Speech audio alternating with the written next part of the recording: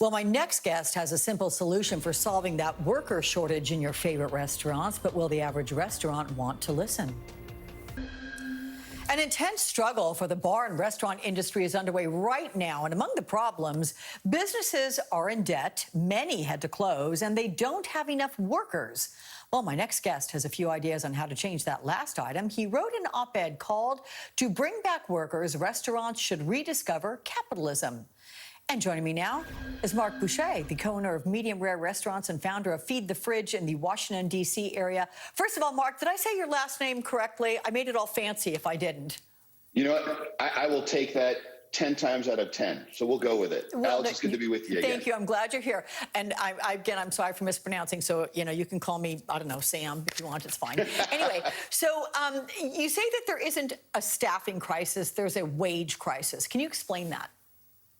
I mean, Alex, it's great to be with you again. Thank you. Look, if I went to you and said, hey, Alex, if you invest $1 million with me and in 3 years, there's a greater than 50% chance it's going to be worth zero, would you make that bet? No. I mean, no. Right. That's the restaurant business on a good day. And I'm in the restaurant business. I own restaurants in Washington, D.C. Mm-hmm. And the models never worked. The independent restaurant models never worked. Let's just be grown-ups and admit it. I think the independent restaurant model needs to change, and we need to use COVID as a reason to force change. How? And this business relies on the backs of our workers. So what do you want to see done? It relies on the backs of our employees and 100% staff. It does. Well, we need to raise wages because they have choices now. During the pandemic, companies like Amazon and the third-party delivery apps and the gig economy has exploded. And if I had a decision to make whether I'm going to be a dishwasher in a hot, dangerous kitchen, or I'm going to get to go sort packages and air conditioning and get benefits for the same or better money, I'm going to take that job. So you got to compete. It's supply and demand, and you've got to reinvent what you do. You've got to offer better wages. You got to offer a path towards management.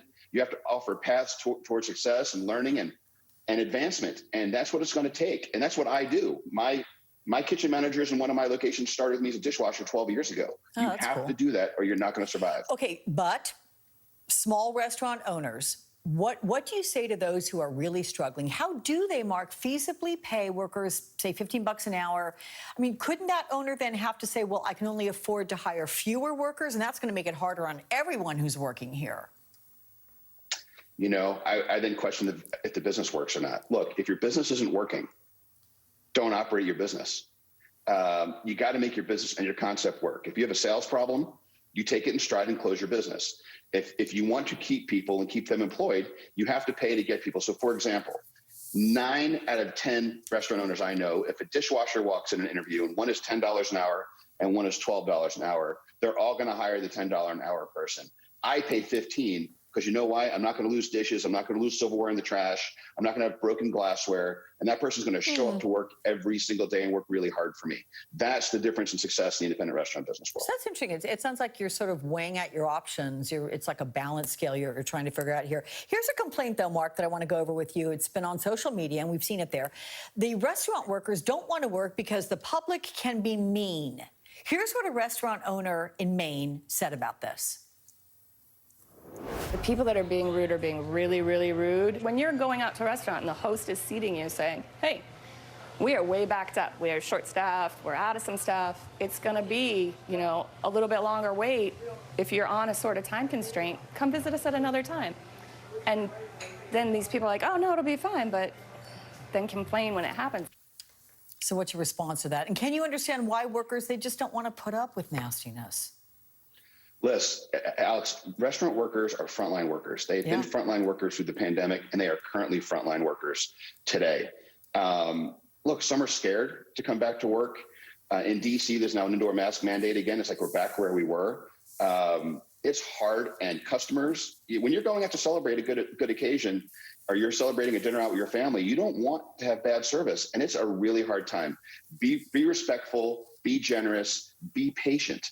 And go out to eat as often as you can because our neighborhoods depend on these local restaurants to be around. Amen to that. Co-owner of Medium Rare Restaurants in Washington, D.C. Mark, say your last name so I don't blow it next time I see you on TV. Bucher. Bucher. Oh, that's just as nice as Bucher, but, you know, different. I like Bucher better. I'm taking it from here on out. Okay, well, Sam signing off here. Thank you very much. Good to see you.